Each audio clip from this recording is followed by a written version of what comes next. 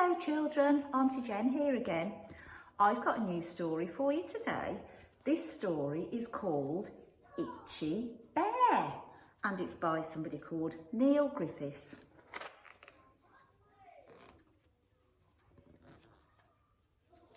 And here is Itchy Bear. Shall we see what happens in the story? Bear was enjoying a nice long sleep. Can you see he's lying down all relaxed on the ground? But if you look carefully, can you see something on his leg? What's that? I think it's a little butterfly fluttering away. Shall we see what happens in the story now?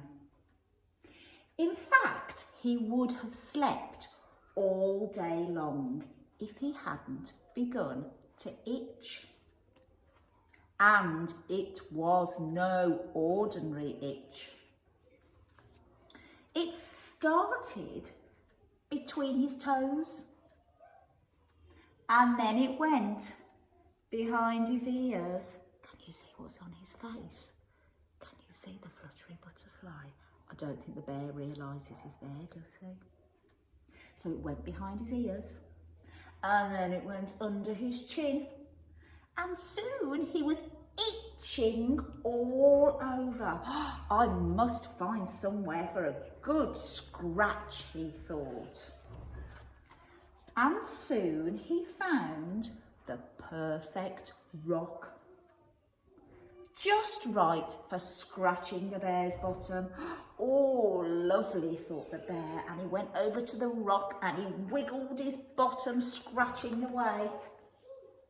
Oh, but just then, "Do you mind?" cried a mole, appearing from a small mound of soil nearby. "I'm trying to do some serious digging down here. Go and scratch somewhere else."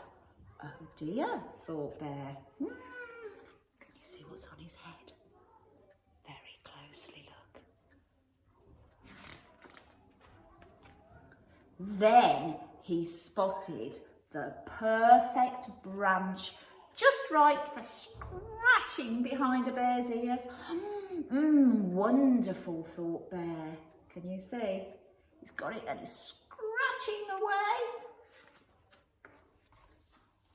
But just then, "Excuse me," shrieked a tawny owl, peering from a dark hole in the tree trunk.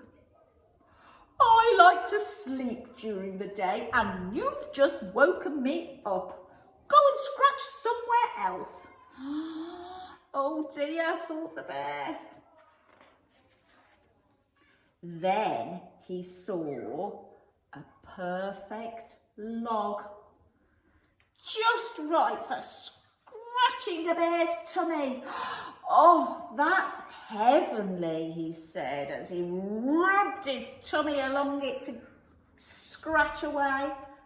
But can you see what's fluttering away by his face? But just then, "What's going on?" yelled the squirrel from inside the log.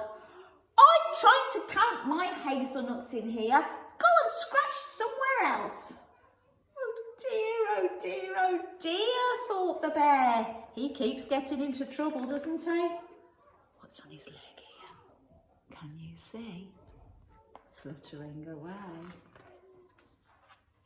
Then he found the perfect pile of twigs for scratching between a bear's toes.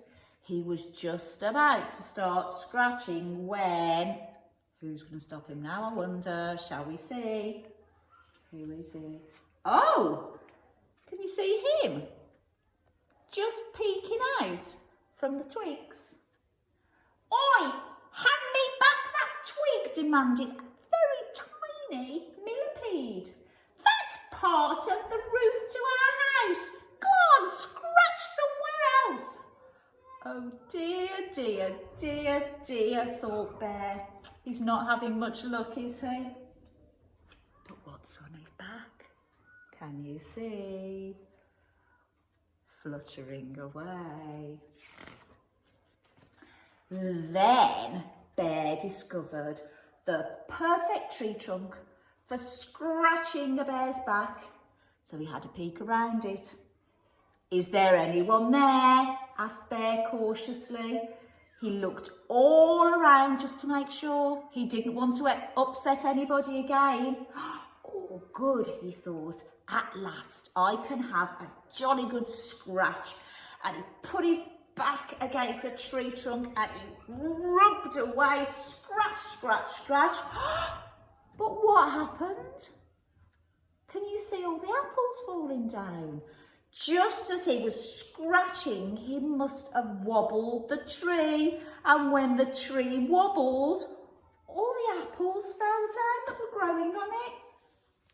"Oh, this just isn't my day," thought the bear.